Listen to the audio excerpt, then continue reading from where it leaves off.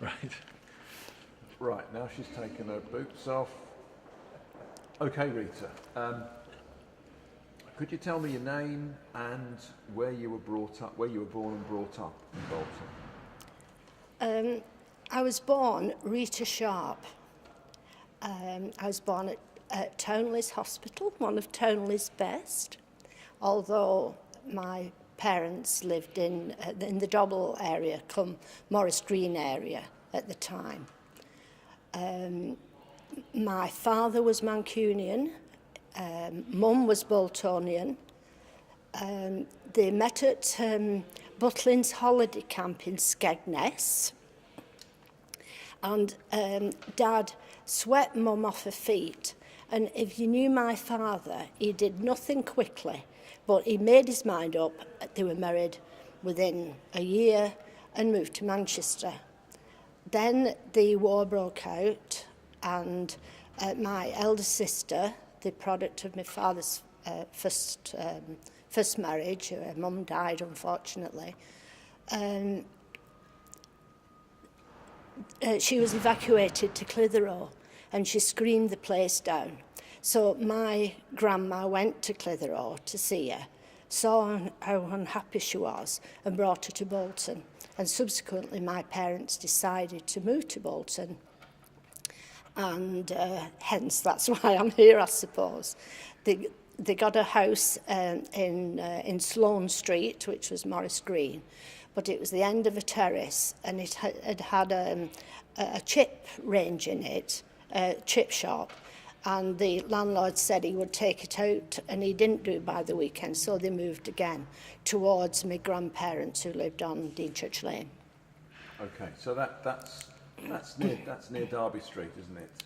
It's further up than Derby Street. Derby Street becomes St Helens Road. Deanchurch Lane goes off St Helens Road at Dobble Station. So Dobble Station was working then? I think so. Okay. So what did your mum and dad do? Did they work?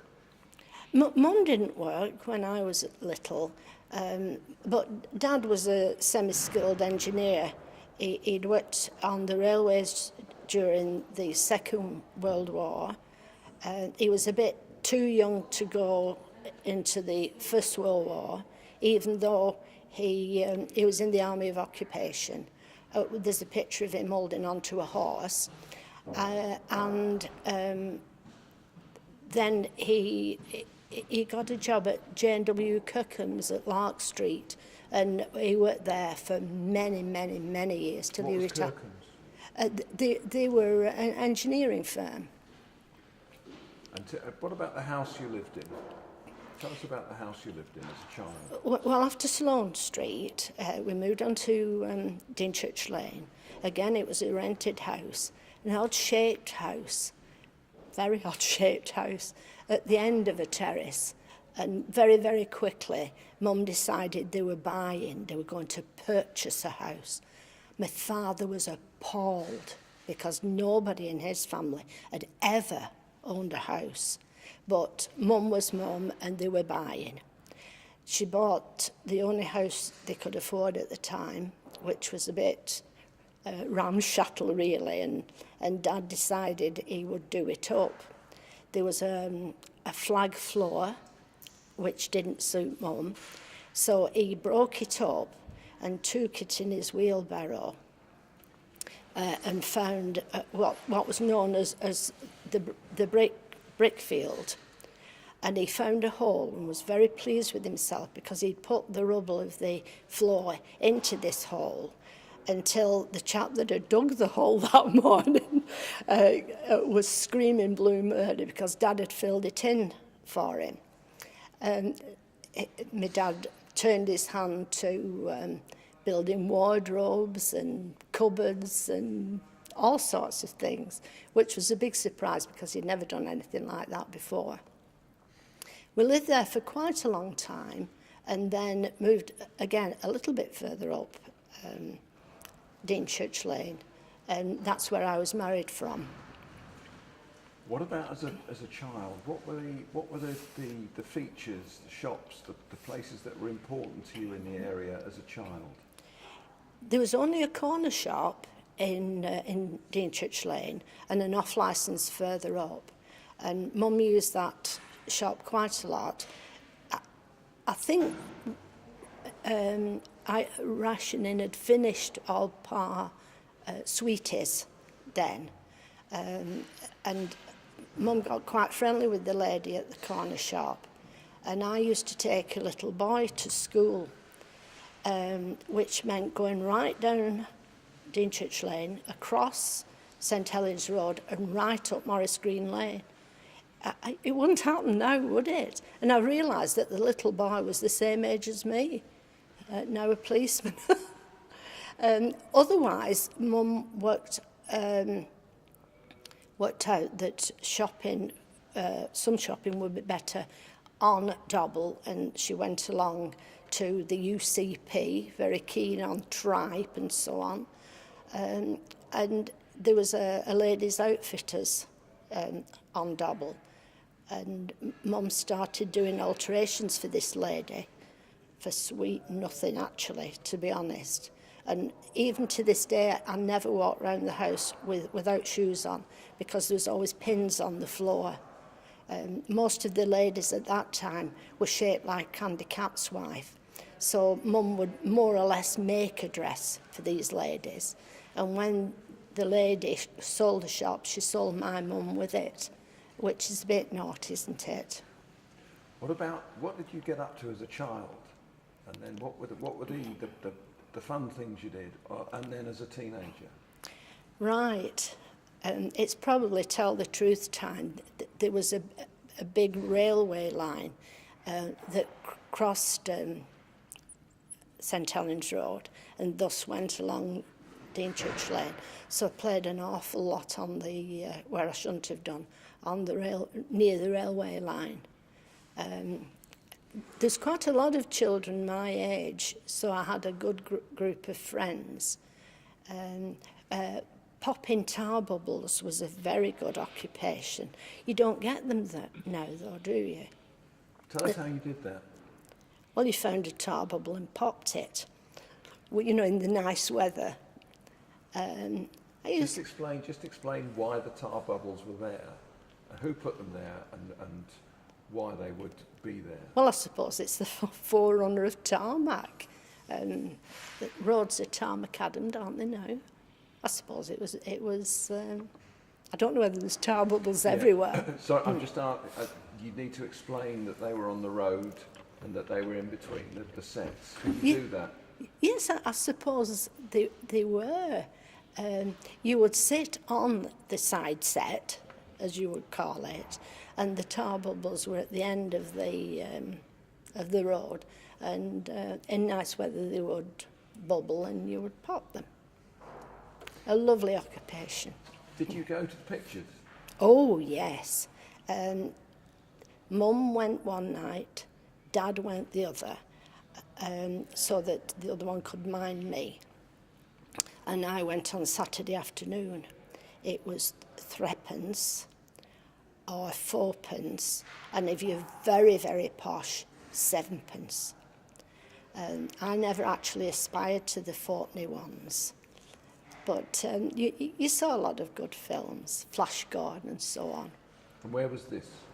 There was a picture house called The Majestic on Dobble, and one further down the Tivoli. I think my parents used to go to the Tivoli, but of course it was a bit far from me. It was a good buzz ride towards McGee Marshall's brewery, which I think was the area that Bill Norton lived in, actually. And as a teenager, what did you get up to then? Do you really want me to say? Well, I didn't know it again. everyone found the Pally. Bill Haley came to England, I think, in about 1956, and a great big bubble of rock and roll appeared from there. Okay. My dad was a semi-skilled engineer. He worked on the railways before that. He was too young to go into the First World War, even though he was on the Army of Occupation. and he was a bit too old to fight in the Second World War, so he worked on the railways for quite a long time, I think, and then he went into engineering. He worked for J&W Kirkham at Lark Street. The building's still there, by the way. And he worked there many, many years until he retired. He was about 67, I think, when he retired. Okay, I'm going to ask you about dancing now. So could you tell me the different sorts of dance halls and places where there were dances in the 50s? I'm perhaps not the expert here because I was very much a Palais de Danse, or more definitely the Astoria Palais de Danse girl. There was the Empress Hall, and there were concerts, I think, in the town hall, but I mainly went to the Palais at least 3 times a week. Okay, I'm running. So what were your first impressions of the Palais? It seemed rather grotty at first. You went down some stone steps, and in front of you was a glass case with artificial flowers in from, I think, Northern House. It was a bit rudimentary really at first, but I hadn't been going very long when it was refurbished, and it was very, very posh. There was the Mint Julep bar. No alcohol at all in the Palais. If it was somebody's birthday, you went up to the St George's pub adjacent. But the Mint Julep bar was very, very posh. So were there different sorts of dances at the Palais? Probably, but I only went to the rock and roll. We used to call it bopping. And did you go, tell us about how you went. Did you go with groups of friends? Always. Were there groups of lads that were, tell us about the way that groups of lads and groups of girls behaved. The girls tended to stay together because you would put your handbag in the middle of the group and dance round it. You know, there were 4 girls, there'd be 4 handbags, and you danced round your handbag. The boys would tend to walk round the top portion of the Palais. That's about as far as I know. I went for the dancing. The stage would revolve, and there was a group on, and then it would revolve, and you get another group on after that. Just explain, could you explain, you saying that the boys walked round, could you explain about the balcony that went round? Well, there were various bars within the Palais. As I say, the Mint Julep bar was downstairs, and there was a couple of bars upstairs. As I say, no alcohol, but there was seating around the balcony, obviously, where people could look over at the dancers and buy a drink and promenade, if you like. So did the girls and the boys promenade for each other? Not to my knowledge. Perhaps so. Okay. I'm trying to get to girls and boys getting together, and that must have been one of the reasons that that boys and girls went to the Palais, to cop off with each other. Is that right? Not in my case, I've got to say. I definitely went for the dancing. One way that was a bit of a problem, if a boy asked you to dance, you would tend to give him your bracelet that you got from the cloakroom. They were numbered. Obviously, your coat was numbered 50. And there was a 50 on your plastic bracelet, and then it was elastic round, and the elastic, of course, knacked, as we would say, and a little knot was placed in it, and until it got too small for your wrist. So you give your bracelet to the boy you were dancing with, and of course you'd forget who it was, and at the end of the evening you had to wait till everybody had gone to get your coat back. Okay. What about, were there other places that teenagers went? Like Oh. temperance bars? Oh, yes, very much so. In my case, the nearest was Manfredi's. They had a shop on Dobble, just above the Sorry, station. can we start that again? Could you say, I used to go to a temperance bar, just for the camera? Right. I used to go to a temperance bar. In my case, it was mostly Manfredi's because they had a shop on Dobble and the ice cream making plant was behind it. It was quite the thing to go to a temperance bar.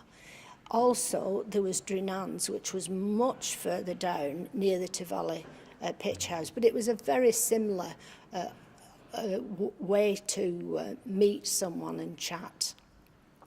You would have one drink and it would last you all afternoon.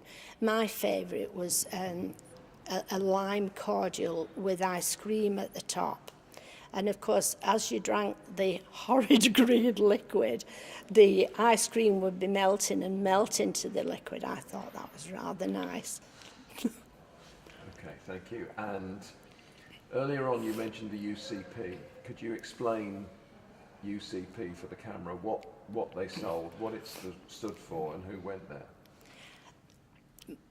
My mum used to use the UCP an awful lot. I think UCP stood for United Cattle Products, and they sold Tribe. My father was very, very fond of Tribe, and he used to put tomato sauce on it. And Elder was used as a cooked meat. I can't even imagine. But of course it was very proteinous and cheap.